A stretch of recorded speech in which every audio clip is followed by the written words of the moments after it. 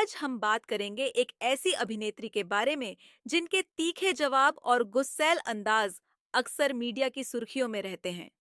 वह भारतीय सिनेमा की प्रमुख अभिनेत्री हैं और हिंदी सिनेमा में उनका योगदान बेहद महत्वपूर्ण है। हम बात कर रहे हैं जया बच्चन की। लेगी तेरी निंदिया रे आए हाय। जया बच्चन का जन्म 9 अप्रैल 1948 को मध्य प्रदेश के जबलपुर में हुआ था। बचपन से ही उन्हें कला और अभिनय में रुचि थी। उनके पिता तरुण कुमार भादुड़ी एक प्रसिद्ध लेखक थे, जिन्होंने जया को सिनेमा की दुनिया में कदम रखने के लिए प्रेरित किया। चले ही जाना है नजर चुरा के। 1963 में उन्होंने फिल्म महानगर से अपने करियर की शुरुआत की, लेकिन 1971 में आई फिल्म गुड्डी से उन्हें खास पहचान मिली। उनकी सरलता और नेचुरल एक्टिंग ने दर्शकों के दिलों में खास जगह बनाई। जया बच्चन ने 70 के दशक में हिंदी सिनेमा में कई बेहतरीन फिल्मों में काम किया। उपहार, कोशिश, अभिमान, जंजीर और शोले जैसी फिल्मों में उनके उत्कृष्ट अभिनय ने उन्हें बॉलीवुड की सबसे प्रिय अदाकाराओं में से एक बना दिया। उनकी और अमिताभ बच्चन की ऑन स्क्रीन जोड़ी को भी दर्शकों ने खूब पसंद किया।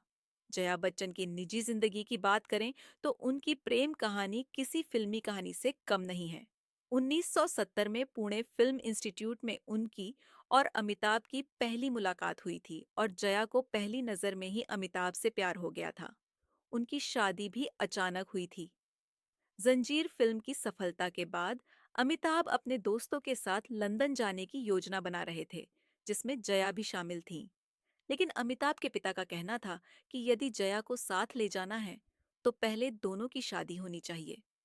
फिर 24 घंटों के भीतर ही 3 जून 1973 को अमिताभ और जया ने शादी कर ली। एक समय ऐसा भी था जब अमिताभ और रेखा की प्रेम कहानी चर्चा का विषय बनी हुई थी। परदेसिया ये सच है पिया सब कहते हैं मैंने। रिपोर्ट्स के मुताबिक दोनों ने 1976 की फिल्म दो अनजाने के दौरान एक दूसरे को डेट करना शुरू किया था। उनकी ऑन स्क्रीन केमिस्ट्री के बारे में लोग गंगा की सौगंध के सेट पर बातें करने लगे थे, जब एक कोस्टार द्वारा रेखा के साथ बदसलूकी पर अमिताभ ने अपना आपा खो दिया था। इसके बाद से ही उनके रिश्ते की खबरें सुर्खियों में आ गईं। लेकिन अमिताभ और रेखा ने कभी सार्वजनिक तौर पर अपने रिश्ते को स्वीकार नहीं किया। फिल्म सिलसिला के डायरेक्टर यश चोपड़ा ने एक इंटरव्यू में उनके रिश्ते की बात को स्वीकार किया था। रेखा ने भी एक बार अपने और अमिताभ के रिश्ते पर बात की थी। उन्होंने कहा था कि किसी को इस बात की परवाह नहीं कि वह क्या चाहती हैं, क्योंकि वह दूसरी औरत है। उन्होंने बिना नाम लिए जया पर निशाना साधते हुए कहा कि दूसरा इंसान सबकी नजरों में बेचारा बना हुआ है। रेखा ने सवाल उठाया था कि कोई ऐसे व्यक्ति के साथ कैसे रह सकता है जब उसे पता हो कि वह किसी और से प्यार करता है। अमिताभ और रेखा ने आखिरी बार सिलसिला में साथ काम किया था, जिसके बाद दोनों कभी एक साथ नजर नहीं आए। सिलसिला को लेकर लोगों का कहना है कि यह फिल्म उनकी असली जिंदगी पर आधारित थी। हालांकि उनकी ऑन स्क्रीन और ऑफ स्क्रीन केमिस्ट्री हमेशा चर्चा का विषय बनी रही। सिमी गरेवाल के chat show rendezvous with Simi Garewal में रेखा ने अमिताभ के प्रति अपने प्यार को खुलकर जाहिर किया था।